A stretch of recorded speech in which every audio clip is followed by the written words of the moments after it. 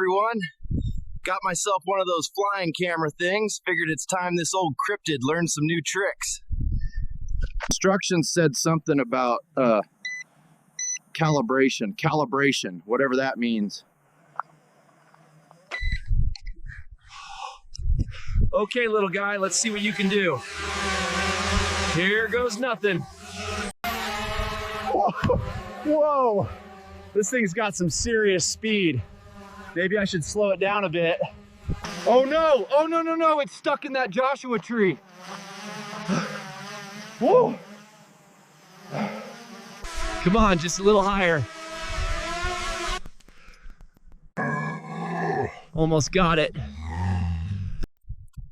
Well, looks like that tree's got itself a new ornament, and maybe some desert bird will enjoy the view from up there. Well, folks, that's what I call a learning experience. Sometimes the best adventures are the ones that don't go according to plan.